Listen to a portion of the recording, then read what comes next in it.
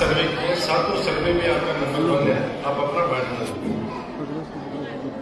मैं राजनीतिक क्षेत्र में बिल्कुल गया था, मैंने अपने कार्यकर्ताओं को कार्यकर्ताओं की आप लोग सेवा के केंद्र चलाते हैं, आप लोग बस्ती से बैठिए, पहला एक जिनके राशन हो जाता होगा। कोविड के दौरान आपने देखा होगा कि जयपुर की सबसे बड़ी, जयपुर में राजस्थान की सबसे बड़ी रसोई थी, ये सेवा भारती थे, सब साथ ही थे, लोगों ने काम किया बिना भेदभाव के, बिना जाति के।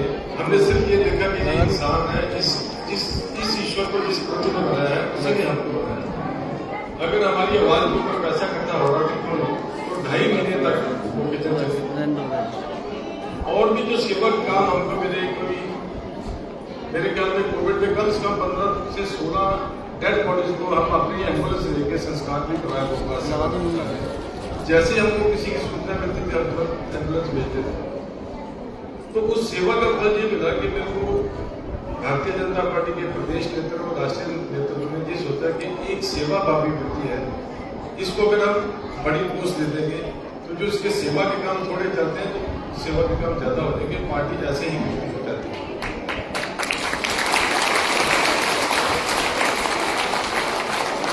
और मैं आपको बताऊं कि मैंने जब मोदी जी 2000 में गुजरात के मुख्यमंत्री बने थे तो मैंने उनका भाषण सुना था और मैंने उस भाषण को अपने जीवन में उतार लिया था कि भाजपा का कार्यकर्ता दिखना चाहिए अपने स्वभाव से, सेवा के भाव से, अपनी वाणी से, अपने वाहन से, अपनी सादगी से, हर तरीके से भाजपा का कार्यकर्ता नजर आना चाहिए।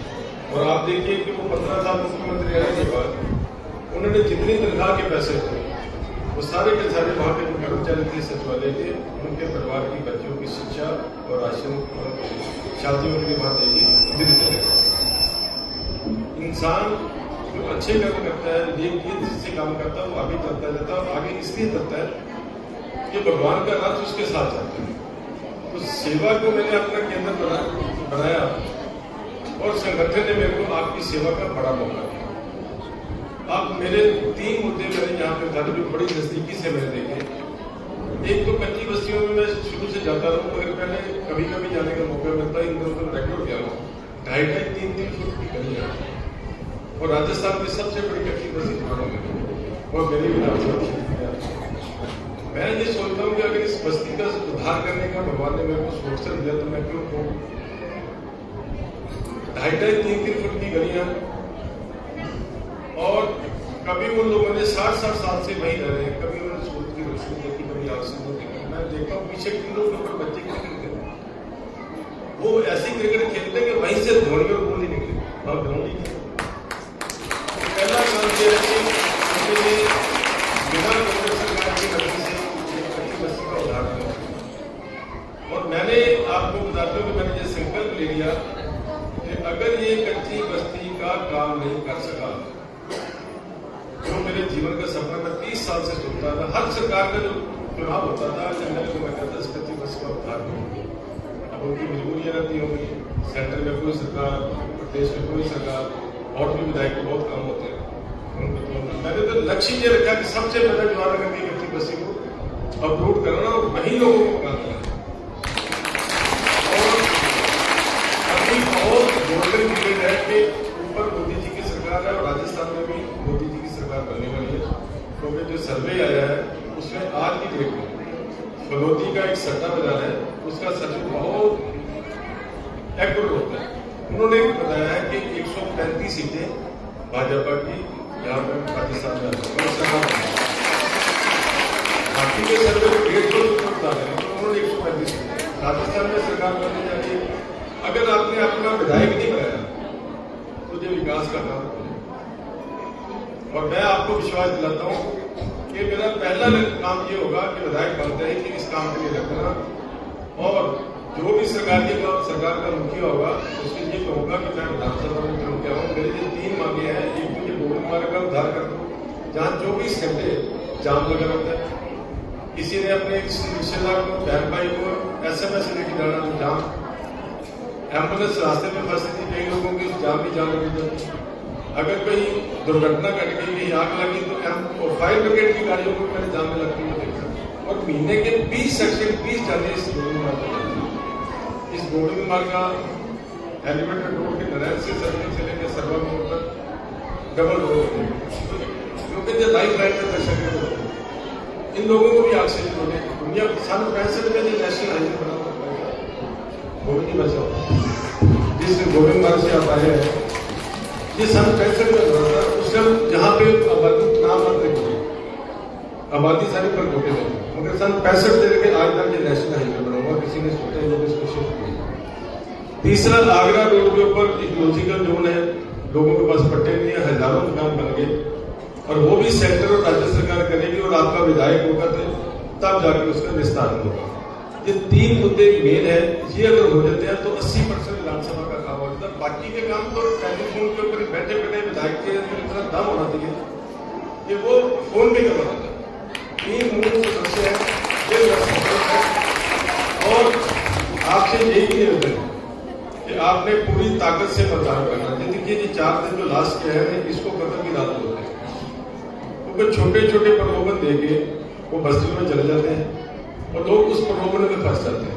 मैं कहता हूँ प्रलोभन दे रख लेना कोई देखे उनके बाप का बात नहीं और सरकार ने खूब लूट बजाइए 5 साल तक उन्होंने डट के लूटे खूब खर्च किया वो जो देके जाए उनको और देगा रख लेना मगर वोट कभी बटन पे दबाना क्योंकि अगर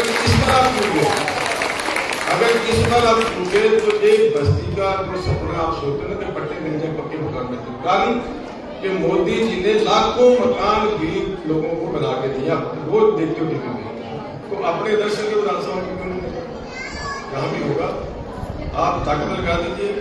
दूसरा महिलाओं की सुरक्षा में आप ये देखो कि राजस्थान के अंदर कैसे कैसे बच्चियों के साथ हैवानियत करके उनके टुकड़े करके जलाया गया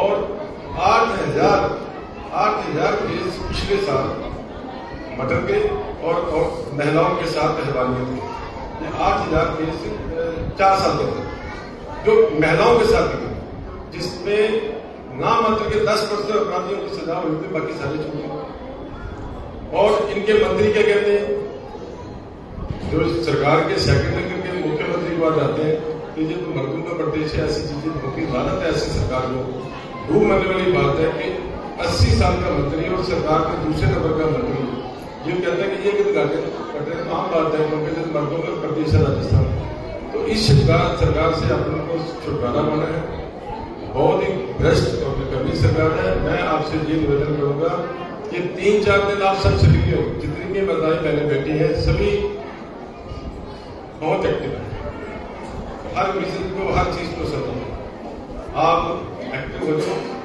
जो लोग नहीं आए घर घर जाके कहें कि आप लोग मतदान करें क्योंकि मेरे को जो मालूम है कि कच्ची बस्तियों में जितने भी लोग हैं मेरे को सबसे ज्यादा पसंद करते हैं क्योंकि मैं अपने सहयोग के रूप में उनके साथ 30 साल से काम कर रहा हूँ। वोट ज्यादा से ज्यादा जो है हम लोग क्या करते हैं कि वोट डालने नहीं जाते हैं पर वोटे के अंदर तो 90% 90% होती है हमारी 60% से ज्यादा और उनका विधायक कर जाते तो जो 3-4 दिन जागरूक रहेंगे रात को सोएंगे नहीं दिन भर काम करेंगे तो 5 साल आप सुख चैन से रहेंगे 5 साल क्या फिर सदा के लिए सुख चैन के दरवाजे खोलेंगे। और एक चीज और मैं आपको बता दूं जो समाजिक कार्यकर्ता जिसको पार्टी ने संगठन ने टिकट दी है जो जयपुर का एक अच्छा सामाजिक फेस है मैं अपने कामों को नहीं गिनाऊंगा आपको मैंने काम किया किया आप सब लोग जानते हैं अगर मेरे जैसा व्यक्ति जिसके सामाजिक संगठन के कार्यकर्ता जिसके साथ है आप मेरे साथ काम करते हैं और भी संगठन के कार्यकर्ता हैं साथ में पार्टी के कार्यकर्ता पार्टी का पूरा संगठन मेरे साथ लगा हुआ अगर मैं सीट नहीं निकाल सका तो ये समझो कि सदा के लिए ये इस्लामाबाद होगी फिर कोई भी सीट को नहीं निकाल सकता तो ये काम किन के होंगे जो यूपी के आतंक अपराधी हैं जिनको ट्रांसपोर्ट नगर में ठेले लगवा दिए बगराना में प्लाट बना दिए वो सारे के सारे वो अपराधी है जो यूपी से भाग के राजस्थान में आए इसलिए आप सबसे निवेदन है कि आप सब लोग एक्टिव हो जाए 3 दिन जो सोने का नहीं है समय का दान सबसे उत्तम दान है दानों में जो दान है समय का आपका जो समय का दान है ये राष्ट्र को मजबूत करेगा वो माता की रक्षा करेगा और बहन बेटियों की रक्षा करेगा। इस जंगल राज से छुटकारा पाने के लिए आपने 25 दिन को भारी मतदान करवाना है और जागरूक करके करवाना हमारे बीच में बहन नंदिनी शर्मा जो हमारी भारतीय जनता पार्टी की प्रदेश अध्यक्ष भी रही है, उन्होंने संबोधित किया। और हमारे ग्रुप में हमारे आदरणीय गोविंद राय जी जो उत्तर प्रदेश के भाजपा के बहुत वरिष्ठ नेता है, हमारे चुनाव की निश्चित राजस्थान आए हुए हैं। और ये बहुत ही सौभाग्य की बात है कि आज जो राजस्थान पूरा देख रहे हैं, आज हमारी अदर्श कॉन्स्टिट्यूंसी को देखने के हमारे को आशीर्वाद देख रहे हैं। तो मैं निवेदन करूंगा गोविंद जी भाई साहब से,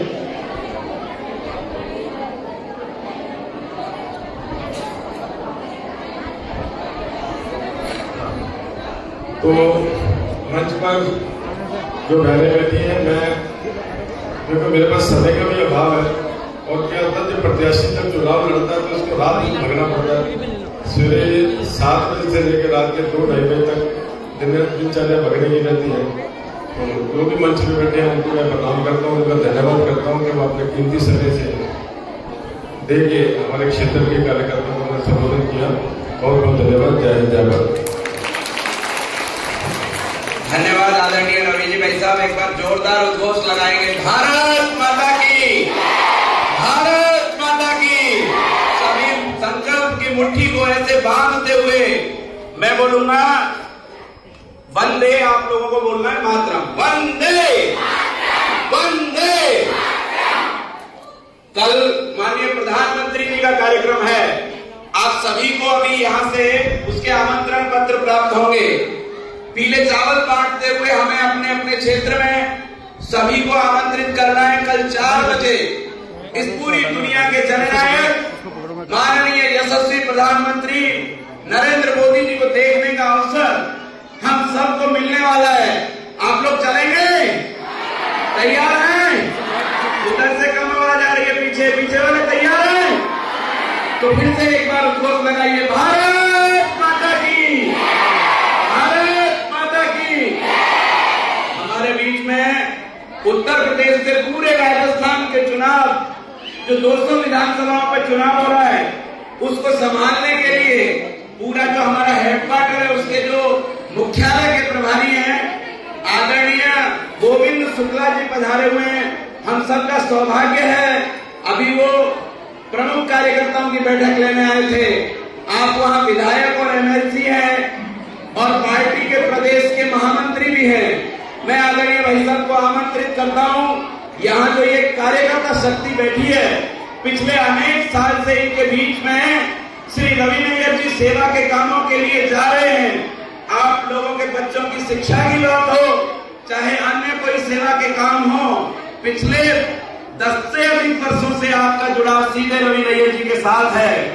आपको मैं निवेदन करता हूं कि आदरणीय शुक्ला जी हम सबको संबोधित करें और कल के माननीय प्रधानमंत्री जी के कार्यक्रम के लिए हमें सबको आग्रह करें।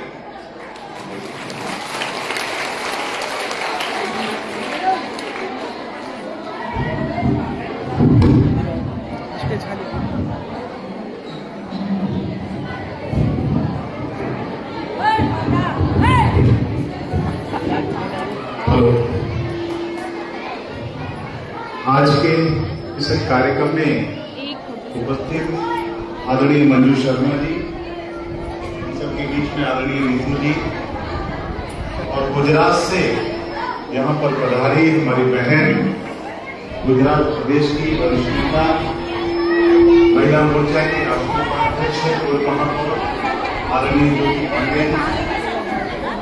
एक मिनट आप सब थोड़ी देर के लिए 5 मिनट अपने स्थान पर बैठेंगे, 5 मिनट। उसके बाद संबोधन अपने वरिष्ठ किसी का होगा। 5 मिनट से ज्यादा समय मुझे संबोधन नहीं करना है। आप सब काफी देर से यहाँ उपस्थित हैं। आज अपनी इस बैठक में जयपुर में हमारे इस आदर्श नगर विधानसभा क्षेत्र में उपस्थित क्षेत्र के सभी बहनें, उपस्थित सभी कार्यकर्ता बहनें, आप सबका मैं हृदय की गहराइयों से स्वागत करता हूं, अभिनंदन करता हूं। कुछ बात मैं आपको अलग बताऊंगा, जयपुर से अलग, जो आपके राजस्थान में है उससे अलग बताएंगे। इसलिए थोड़ी देर आप सबको सुनने की आदत डालना पड़ेगा। 5 मिनट, सब लोग तैयार है ना? 5 मिनट के लिए 6ठा मिनट पे ऐलान कर दीजिएगा। अगर आप लोग कहेंगे नहीं बोलना तो नहीं बोलेंगे, जब आप कहेंगे बोलना तो बोलेंगे। ठीक है बहनों, आज राजस्थान के अंदर कांग्रेस की सरकार है, देश में मोदी जी की सरकार है और उत्तर प्रदेश में योगी जी की सरकार है। हम जो आते हैं योगी जी के क्षेत्र से आते हैं और मोदी जी के क्षेत्र से आते हैं। काशी भी हमारा उत्तर प्रदेश में है, जहां से मोदी जी सांसद हैं और जहां से योगी जी हमारे मुख्यमंत्री हैं उस प्रदेश के। और मैं अमेठी का रहने वाला हूं, जहां से स्मृति ईरानी जी को हमने चुनाव जिताया और राहुल गांधी को चुनाव हराने का काम हमने वहां पर किया। और मैं आपको विश्वास दिलाता हूं कि आदर्श नगर में भी चुनाव हम क्यों जीतेंगे। जब स्मृति जी चुनाव लड़ रही थी तो मीडिया के बंधुओं ने हमसे पूछा कि अमेठी में चुनाव कैसे जीत गया। हमारे गांव की भाषा है, जैसे आपकी भाषा भी मुझे अच्छी लगती है, लेकिन लोग बोलते कम हैं। हमारे गांव में कहते हैं कि कैसे चुनावा जीत गया। मीडिया ने पूछा कैसे चुनावा जीत गया, तो हमने मीडिया वालों से कहा कि आप देखिए ये कालीकंद धाम के मंदिर की मीटिंग मां, कालीकंद धाम के मंदिर के मीटिंग मां हमारे अमेठी, हमारे जयपुर आदर्श नगर की बहनें जो घर में काम करती हैं और घर में घूंघट डाल करके चौखट के बाहर नहीं निकलती हैं, आज इतनी बड़ी संख्या में महिलाओं की उपस्थिति इस बात का संकेत है कि आदर्श नगर में कमल खिलाने का काम होगा। ऐसे अमेठी में भी जब हम जाते थे तो आधी महिलाएं आधी पुरुष, हमारे यहाँ महिलाएं घर के बाहर कम निकलना होता है, उसको बोलते हैं ड्योढ़ी, जो गेट है उसके बाहर ससुर जी की सासू जी की अनुमति के बिना नहीं निकल सकती है। सास ससुर का पूरा हुक्म चलता है, हुक्म आप क्या चलता ही नहीं चलता। अब इसमें जो सास बैठी होंगी वो मुझसे नाराज होंगी, बहुएं जो होंगी वो खुश होंगी। तो इसलिए क्षमा करिएगा जो सच्चाई में बता रहा हूं। आज मैं कह सकता हूं कि राजस्थान में आपको पता है कि जिस प्रकार से दुराचार अत्याचार महिलाओं के साथ होता है और ये सरकार निकम्मी सरकार है और इसको समाप्त करके खत्म करके भाजपा की सरकार लाना है। और निश्चित रूप से मैं कह सकता हूं कि भाजपा की सरकार आएगी तो मोदी जी ने अपनी गारंटी में कहा है, मोदी जी ने गारंटी दिया है कि मैं गारंटी देता हूं कि कानून का राज कायम करेंगे। और कैसा कानून? उत्तर प्रदेश में हमने एंटी रोमियो एक्ट बनाया।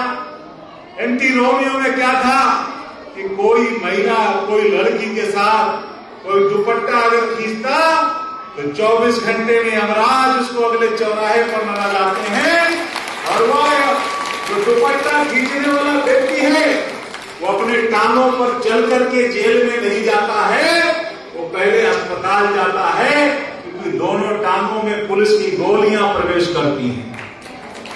ऐसा कानून का राज आएगा कि आज कोई भी बड़े से बड़ा माफिया उत्तर प्रदेश में, मैं नाम नहीं लूंगा, एक विशेष वर्ग के लोग आपके यहां भी रहते होंगे, अतीक अहमद से लेकर के मुख्तार अंसारी से लेकर के ऐसे ऐसे माफिया थे जिनके नाम से लोग डरते थे। लेकिन आज उत्तर प्रदेश के अंदर माफिया गायब हो गए हैं। किस प्रकार से गायब हुए? जो माफिया अपने को बनते थे कि हम उत्तर प्रदेश नहीं छोड़ेंगे, वो क्या है? वो आज सीधे यमराज के ऊपर पहुंच गए। दूसरे माफिया कहां गए? जहां कांग्रेस की सरकार थी वहां उन्होंने अपने ऊपर मुकदमा करवाया। जैसे हम जाएं जबरदस्ती किसी को मारें, उस शहर में मुकदमा कायम हो गया, मुकदमा कायम हुआ तो मैं जेल चला जाऊंगा, तो जेल में सुरक्षित रहते हैं। ऐसे पंजाब में, राजस्थान में, उत्तर प्रदेश के माफिया जेलों के अंदर अपनी जीवन सुरक्षित किए हैं। और तीसरे माफिया कहां गए? या तो शहर छोड़ के चले गए, या ऊपर चले गए, या जमीन के अंदर उनको गाड़ दिया गया। ये उत्तर प्रदेश में इस प्रकार से कानून का राज चल रहा है। वही कानून का राज जयपुर के अंदर भी आने वाला है मित्रों।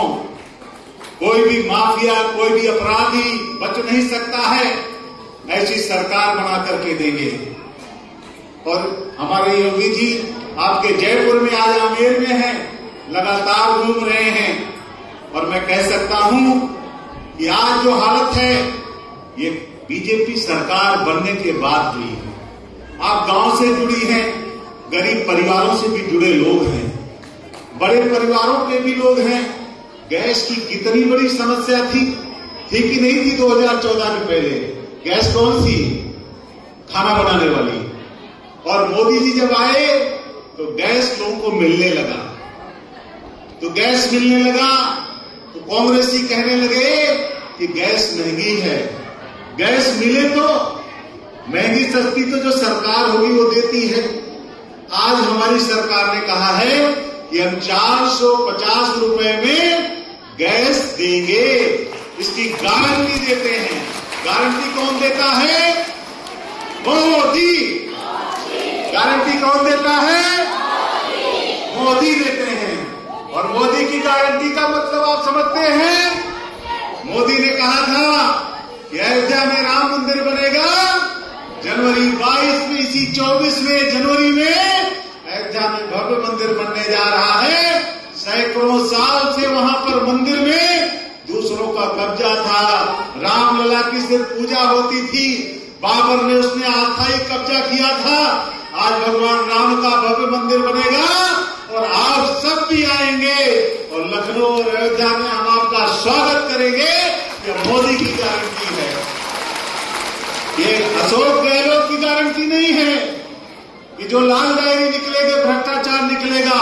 मोदी का गारंटी मतलब उसने कहा था कि कश्मीर में धारा 370 समाप्त होगी और कश्मीर में धारा 370 समाप्त किया। ये मोदी की गारंटी है। मोदी की गारंटी का मतलब आप महिलाओं को 33% आरक्षण देंगे। आज महिलाओं को 33% आरक्षण देने का काम किया है। यह मोदी की गारंटी है। मित्रों मैं कह सकता हूं, बहनों मैं कह सकता हूं कि आज गैस की जो समस्या थी, मैं थोड़ा सा 2 मिनट में सुनाना चाहूंगा अमेठी की घटना। सुना दूं?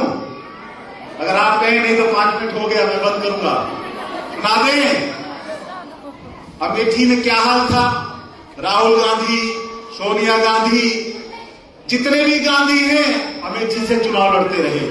इंदिरा गांधी से लेकर के राहुल गांधी तक। और हम तो कहते थे इस अमेठी में गांधी परिवार जब से आया है, ये अमेठी तो हमारा गंधाने लगा है। और सरयू का जल ला करके इसको पवित्र करने का काम भाजपा के लोग करेंगे। यह काम भाजपा के लोगों ने किया। अमेठी को बीबीआईपी क्षेत्र कहते थे, गांधी परिवार का क्षेत्र है। लेकिन 2014 के पहले क्या हाल था मुझे खुद पता है। गैस के क्या हाल थे? हमसे लोग कहते थे कि आप भाजपा छोड़ के कांग्रेस में आ जाओ तो मैं गैस का कनेक्शन कैप्टन सतीश शर्मा से कह के आपको दिलवा दूंगा और आप जिसको कहेंगे 5 को गैस मिल जाएगी। मैंने कहा कि भाजपा की सरकार जब देश में आएगी, प्रदेश में आएगी, तो मुझे गैस का कनेक्शन नहीं, गैस देने वाला मंत्री बनाने की ताकत भाजपा के कार्यकर्ता को हो जाती है। भाजपा का कार्यकर्ता के नाते मैं मंडल में अध्यक्ष था, आज अपर हाउस का विधान परिषद का सदस्य हूं, प्रदेश का महामंत्री हूं। ये भाजपा में ही हो सकता है। रवि नैयर जो को टिकट मिला है ये कार्यकर्ता के नाते मिला है, इसलिए कार्यकर्ता के नाते काम करते हैं। अमेठी में 2014 के पहले क्या हाल था बहनों मैं आपके सामने रखना चाहता हूं। एक हमारा मित्र थे, उनकी पत्नी का नाम कमला था। पत्नी कमला ने कहा अपने पति से कि गैसिया खत्म हो गया है और गैसिया ले आवा, नहीं तो हमरे मायके से हमरे भाई आवे वाला है, हमारे भतीज आवे वाला है।